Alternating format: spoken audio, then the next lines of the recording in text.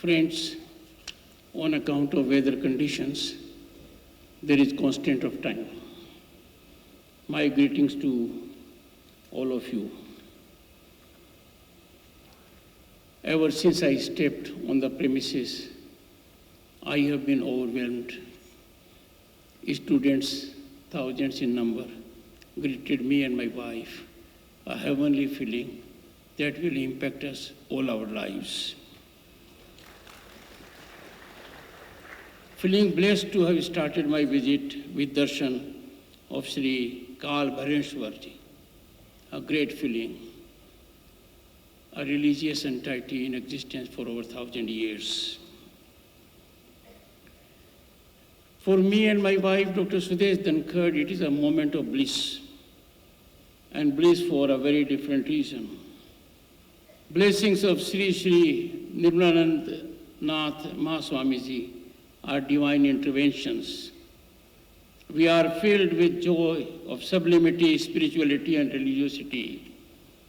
I am charged to be in service of Bharat, energized as never before. Indeed, privileged, honored, humbled, and overwhelmed by the august presence of Shri Jagdeep Dhankhar, a former Prime Minister who will ever be remembered as farmer Prime Minister.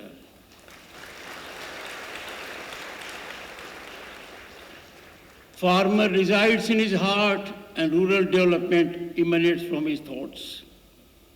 Even at this age, where I have the great blessed feeling of he being a member and I am in the chair, he has never missed an opportunity to raise issues related to farmers, the national welfare, and rural development.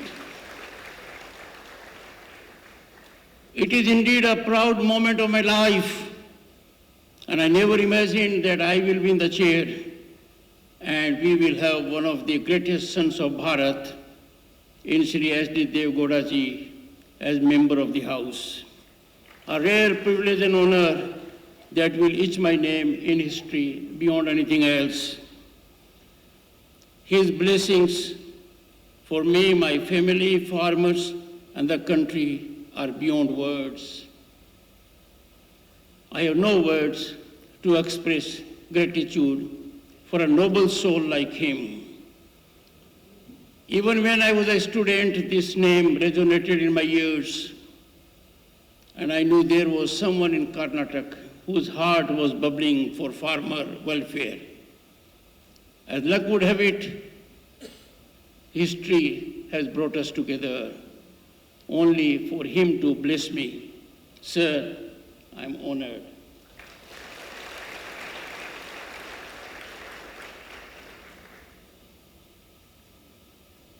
His Holiness Jagadguru Swami Paramanandaji Saraswati Ji. He has not had the occasion to address for paucity of time, but I know of him, a man of great commitment, spirituality, and dedication. His presence means a lot to us. Dr. M.A. Sekhar, Vice Chancellor, distinguished audience, paucity of time I am not naming, but there are many who can handhold me, who can guide me, who can mentor me. Your presence here is absolutely amazing for all of us.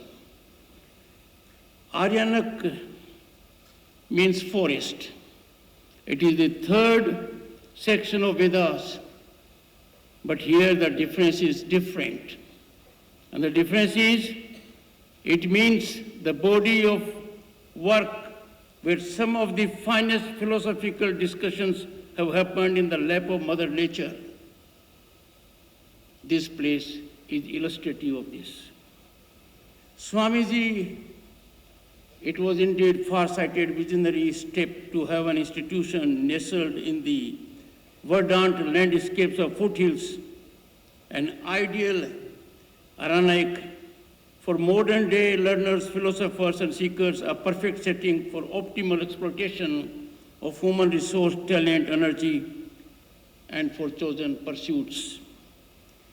And when I think of such institutions that impart modern education, yet hold cultural values at the center of it is Swamiji, someone like you and the gentleman, the great seer who started it 50 years ago in mind. Instantly, these great men of history and civilization are on the radar. The institution is seamless convergence of our cultural essence and modernity.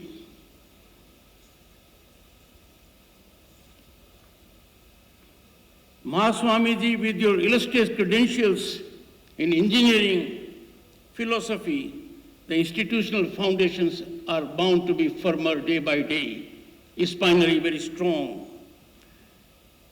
This institution is also an exemplification as to how our mandirs and much sustain culture, how these great institutions nurture societal values.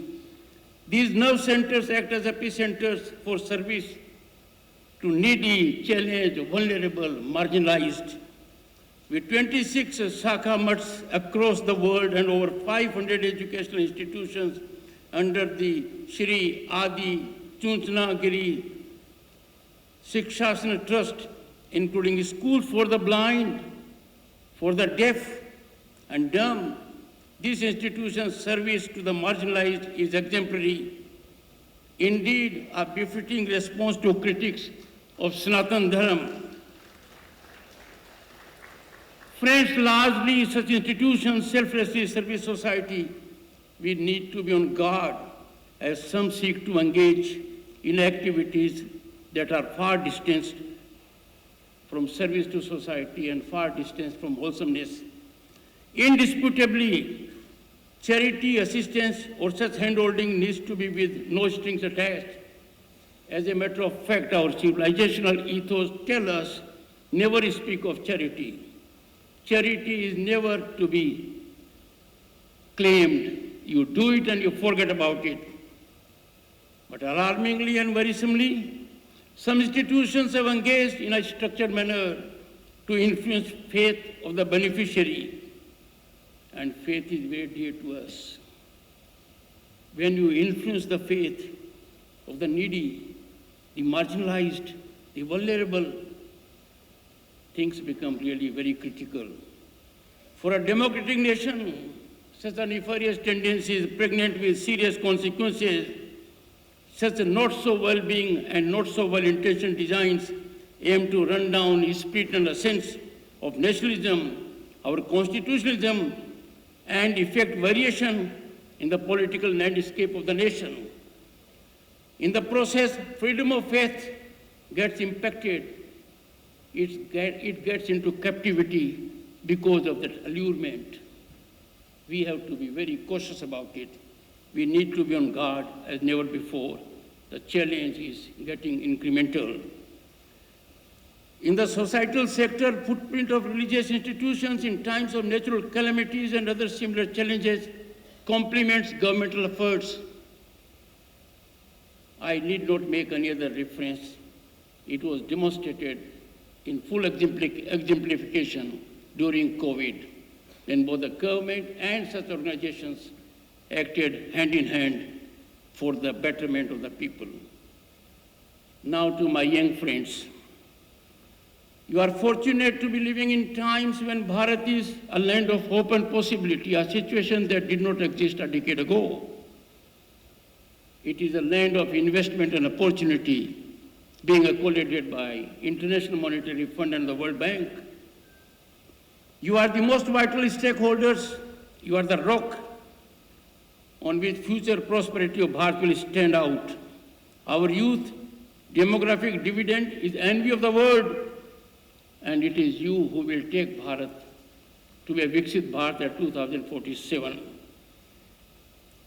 Friends, my young friends, boys and girls, Bharat is no longer a nation with a promise. It is on the rise is unstoppable. Our economy is in upsurge mood, one of the highest GDP growth we have. The world envies it. We are being accommodated from all quarters. The last decade has been transformative for lives of millions in the last row. The people in the last row who had lost hope, there has been revolutionary transformation for the betterment in their lives. And let me, my young friends, make you aware of the development. In this country, we have 4 new airports and 1 metro every year. And we have, you will be surprised, on a daily basis, 14 kilometers of highways and 6 kilometers of railways. These developments, these statistics indicate how fast we are going. My young friends, you now enjoy level playing field. Patronage has yielded to meritocracy, something which goes to your great advantage. Patronage was hitting you very hard. Transparent and accountable governance are new norms. Corruption is no longer password to a job or a contract. Nothing was moved. There was a time without corruption. A wholesome ecosystem obtains for young friends that you can unleash your energy to achieve your dreams and aspirations. One thing I need to tell you is your opportunity basket is increasing day by day. I expect you to get out of the silos. Some of you think the only way out is a government service. No. Look around and you'll find when India is rising on sea, on land, in sky and space, these are opportunities for you by way of blue economy or space economy. I have a word of caution for my young friends. There are elements in the country who engage extensively in dissemination of misinformation, disinformation. This dissemination is very injurious to national health. You as young people have to neutralize these tendencies that do not augur well for our nationalism, and I'm sure you will rise to the occasion. Our sages, our saints and scriptures emanate a philosophy of inclusivity, welfare of all, and that is encapsulated in Vasudhaiva Kutumbakam and even motto of our G20. We are a nation that can give guidance to everyone and anyone on the planet what is inclusivity. Surely we don't need lessons in something we have lived through for more than 5,000 years.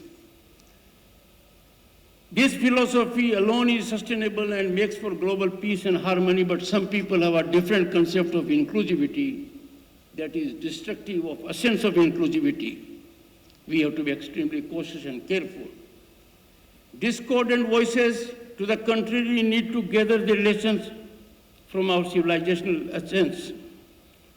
Friends, in today's era, you have seen more than I have seen, there is wide information exchange. There's a power of social media in everyone's hands. I implore you to use your education, intelligence to counter anti-national narratives, and you develop a culture that you always keep your nation above everything else. No interest, personal, political, or fiduciary, can be superimposed on our commitment to nation or nationalism. Please bear that in mind. Remember our scriptures, Janani Janam Bhumishwa, Swanga Dapi Gari Yeshi, mother and motherland are superior to heaven. We must never forget it. I am sure I do not need to impart lessons to people here. I have to take lessons from you on nationalism, and you students are in a wonderful institution to be epicenter of this big change. Keep always, my young friends, nation above everything else. Be ever wedded to nationalism. No personal or political gain should come over it. As I come close to it, let me remind you of what Dr. APJ Abdul Kalam, who visited this university over a decade ago, he said, dream, dream, dream, dreams transform into thoughts, and thoughts result in action, unquote. This message is more relevant today than ever before. This is in action in the country. The game is on. You have to be part of it. Dream big, for it is through your dreams and actions that the future of Bharat will be shaped. The path ahead is full of opportunities. Please grab them, seize them with courage, ambition, and a spirit of service to the nation. My young friends, as you stand on the threshold of a new chapter in your lives, let the spirit of Viksit Bharat guide you towards a future filled with purpose and impact. Nurture and pursue a goal, for what is life without a goal? That is much more than earning and spending. You have to rise much above that. Remember Swami Vivekananda's emphasis on persistence. I quote Swamiji, "Arise, awake, and stop not until the goal is reached," unquote. Keep always this in mind. Never fear failure. Never have fear of failure. Failure is a stepping stone to success. If a brilliant idea occurs to you in your mind, don't allow it to be parked in your mind. Please experiment with it, innovate. I want to leave you with one final thought. Viksit Bharat or a developed India is not merely a dream or a slogan. It is something, a destination, and we are on way to it. It is a yet that would require ahuti of offerings from millions of its young citizens. As you move ahead in life, think what my offering in this year can be. What is that I am doing for my country? If you keep this in mind, if this is your North Star, the nation is going to occupy a position which it had centuries ago, number one in the world. Let that thought and blessings of Mahaswamiji guide you, wishing you the very best for your future endeavors. Jai Shri Gurudev. Jai Shri Gurudev. Finally, I request Mahaswamiji to accord me permission to invite students of this great institution to visit as my guest Indian Parliament in batches, and I'll have the great occasion to interact with you. I am blessed as never before by the energy I have got here to motivate me, inspire me to be in the service of Bharat, home to 1/6 of humanity. Thank you.